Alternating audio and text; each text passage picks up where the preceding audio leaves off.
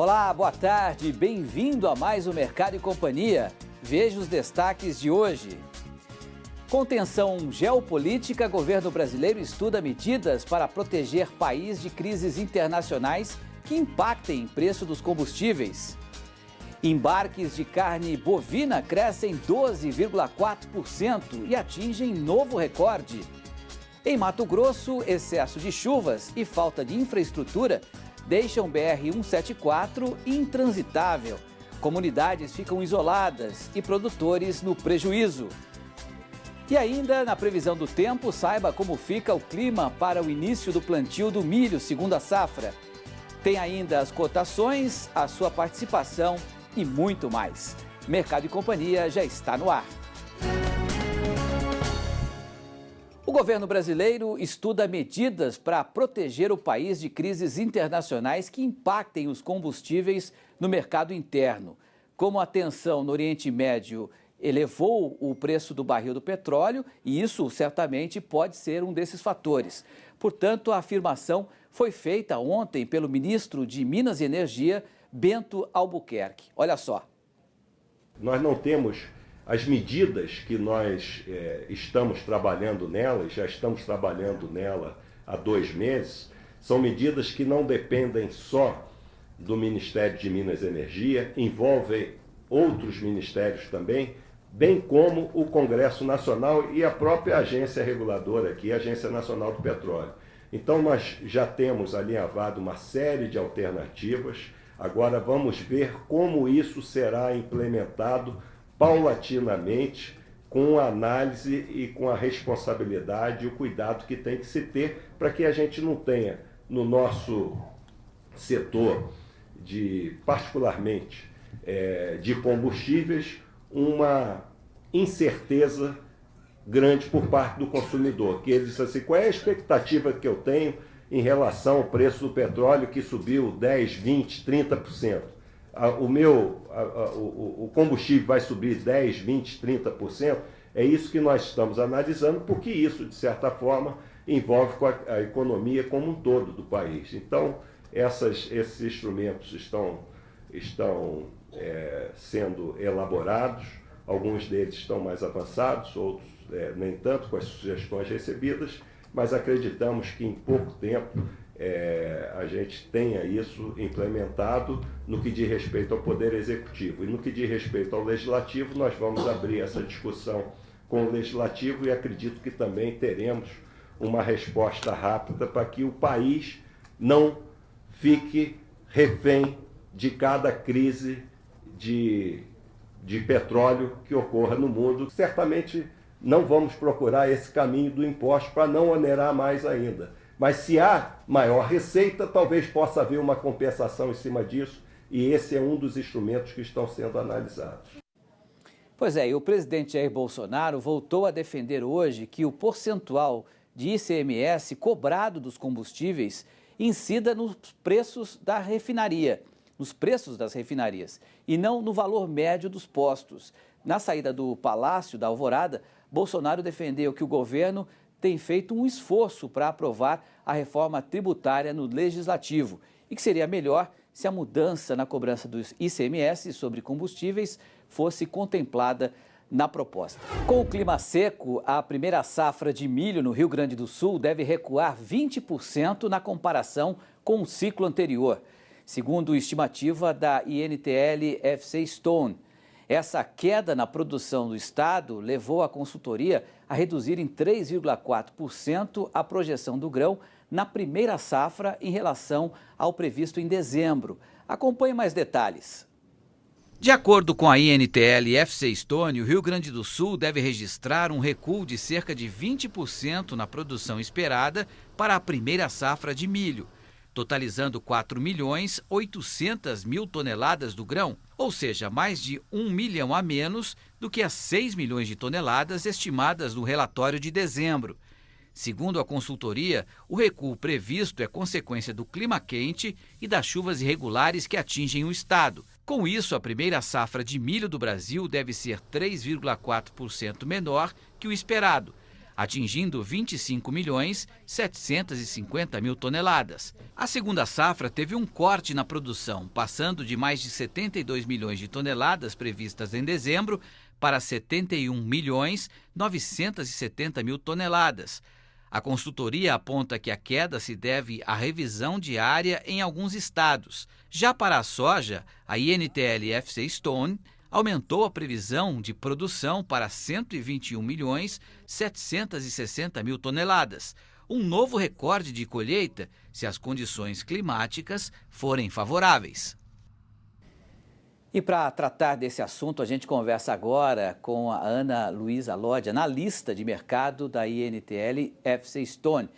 Ana, boa tarde. A situação no Rio Grande do Sul é preocupante para a safra de milho? Boa tarde. Realmente no Rio Grande do Sul, né, após o mês de dezembro aí, muito quente, com pouca chuva em várias regiões aí, a gente trouxe um corte significativo da estimativa de produção do estado que ocupa, né, o primeiro lugar na produção do verão, aí, na produção de milho verão. Então, foi um corte significativo e o clima melhorou recentemente, tem chovido desde a virada do ano, mas tem regiões aí que já não se recuperam mais. Agora, esse cenário observado para a primeira safra também está em atenção para a segunda safra do grão? Realmente o pessoal está monitorando sim o clima por causa da soja, né?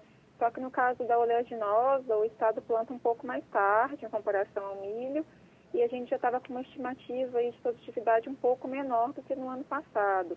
Então, a gente estava com uma estimativa um pouco mais conservadora, mas o clima vai continuar sendo acompanhado assim, nos próximos meses, com certeza. Agora, mesmo assim, a gente vai ter aí uma safra recorde. Diante desses números, mesmo com uma redução dessa expectativa, como é que fica a perspectiva de preço a partir de agora? Olha, no caso do milho, né, o mercado como um todo já estava bastante preocupado com a questão dos preços no primeiro semestre desse ano, porque a gente exportou níveis recordes em 2019 e o consumo interno também foi muito alto, né, consumo para ração, para etanol de milho, então já há uma preocupação de faltar milho em algumas regiões. Uma produção menor ainda na safra de verão, que já veio ficando cada ano menor em comparação à safrinha, pode aí reforçar esse cenário aí em dificuldade de encontrar milho em algumas regiões. Então, você acredita que, pelo menos nos próximos meses, a tendência é que o preço fique em alta, é isso? A tendência é sim de preço mais sustentado e até a gente ter uma definição da safrinha, né, de uma ideia melhor do que vai ser a safrinha, de como está o andamento, o clima durante o desenvolvimento das plantas da safrinha. Os preços aí eles tendem a sofrer um impacto aí da oferta menor na primeira safra.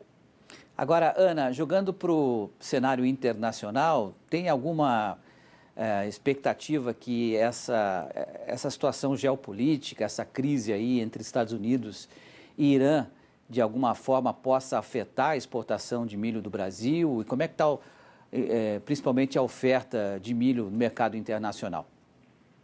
Realmente o Irã é um importante parceiro comercial, né, no caso do milho. A gente tem que ver como é que vai se desenrolar aí essas tensões aí, né, se vai ter alguma retaliação ao Brasil, né, como o Brasil vai se posicionar, né, nesse conflito aí. Mas também tem que ver que o Irã ele precisaria substituir por outras fontes aí esse milho importado do Brasil, né? Então, são vários fatores aí que podem afetar, mas é um ponto aí que está gerando preocupação, sim. As exportações totais de carne bovina cresceram 12,4% no último ano, na comparação com o período anterior. Os dados foram divulgados ontem pela Associação Brasileira das Indústrias Exportadoras de Carne. Com esse resultado, o país se consolida pelo segundo ano consecutivo como o maior exportador de carne bovina do mundo. Segundo a ABIEC, o Brasil embarcou 1.840.000 toneladas de carne bovina no ano passado, 12,4% a mais em relação ao ano anterior. Assim como o volume, o faturamento também foi recorde e atingiu 7 bilhões 590 milhões de dólares, aumento de 15,5% na comparação com 2018. Segundo a associação, esses resultados foram puxados pela demanda chinesa em decorrência da peste suína africana. Os dados superaram as projeções feitas em dezembro, que esperavam alta de 11,3% em volume e 13,3% em receita. A expectativa agora é que o ritmo de crescimento de vendas se mantenha em 2020, puxado pela possível habilitação de novas plantas e pela abertura de novos mercados. Ainda de acordo com a ABIEC, a China deve se manter como principal comprador de proteína animal brasileira em função da febre suína africana que afeta o país. Os embarques de carne suína também bateram recordes. Segundo a BPA, o volume exportado foi de 16,2% maior que o registrado no ano anterior. Acompanhe. De acordo com a Associação Brasileira de Proteína Animal, o Brasil embarcou no ano passado um volume de 750 milhões e 300 mil toneladas de carne suína, alta de 16,2% em relação a 2018. Com as vendas, o país faturou 1 bilhão 590 milhões de dólares, quase 32% a mais do que no ano anterior. Segundo a BPA, a crise sanitária na Ásia foi responsável por aumentar o ritmo das exportações brasileiras. A China assumiu o primeiro lugar nas importações já no primeiro mês de 2019 e comprou quase 250 milhões de toneladas de janeiro a dezembro, volume 61% maior do que no ano anterior.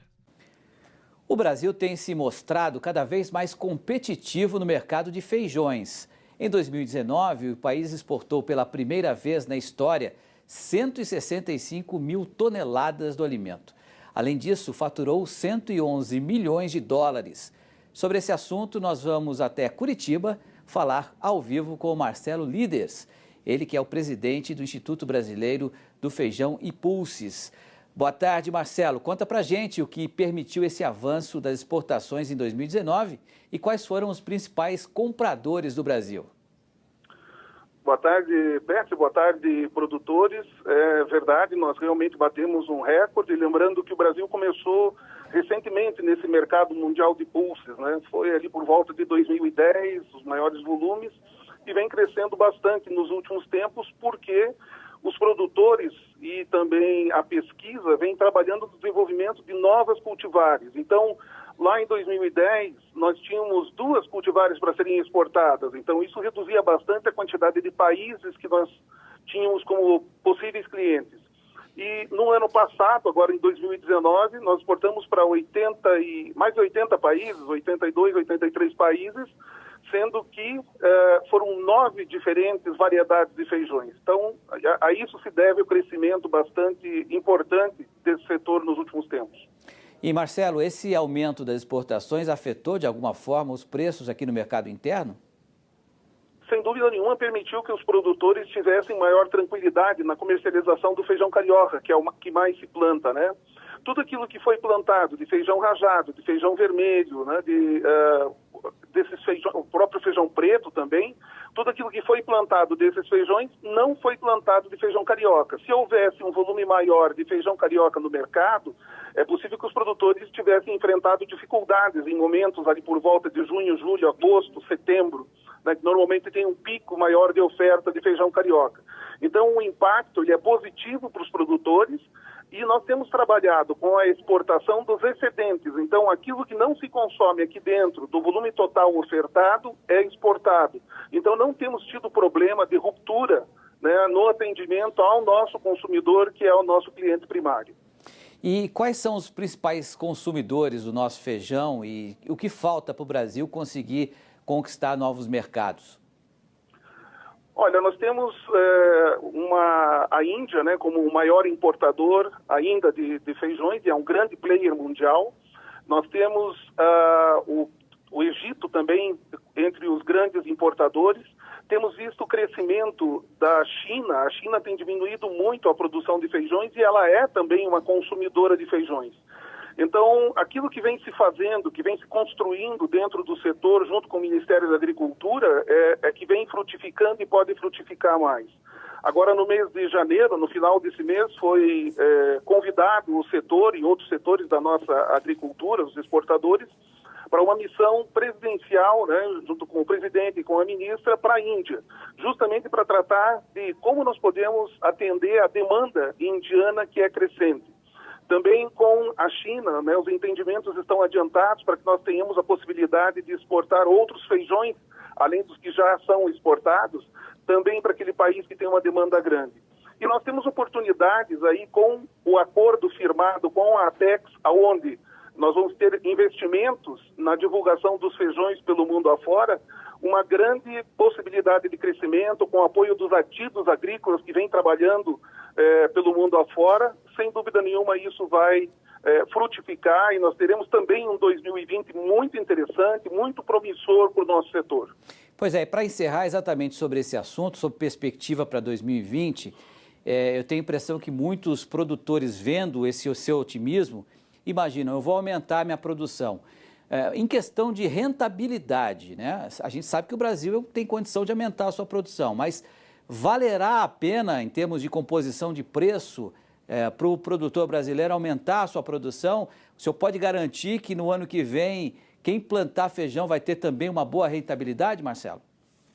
Não tenho a mínima dúvida, né? Nós temos uma novidade nos últimos 2 anos no mercado brasileiro, que é contratos com os exportadores. Então, tínhamos durante anos, né, esse desejo, essa necessidade de ter essa tranquilidade para o produtor, ter liquidez na hora que ele tem a mercadoria na mão. E isso pode ser feito agora, porque os exportadores vêm firmando contratos prévios, né, por exemplo, agora janeiro e fevereiro, firmando contratos já para a safra que vai ser colhida em abril, maio. Isso dá tranquilidade para o produtor. Vai ser competitivo, o ano é muito interessante em termos de balanço mundial de oferta e demanda. Nós temos aí o nosso feijão carioca bastante valorizado, temos que tomar cuidado, porque quando sobe muito em janeiro, fevereiro, né, como é o caso que nós estamos vendo que vai manter um valor alto para o produtor, normalmente há um superestímulo à produção. Então o produtor pode diversificar, né, com outros feijões, colocando também o feijão preto, o rajado, o vermelho, o feijão mung, o feijão azuki. Enfim, há uma quantidade bastante interessante aí para os produtores poderem não concentrar. E não concentrar é vital nesse setor. Sentiu falta de algum conteúdo? Acesse canalrural.com.br.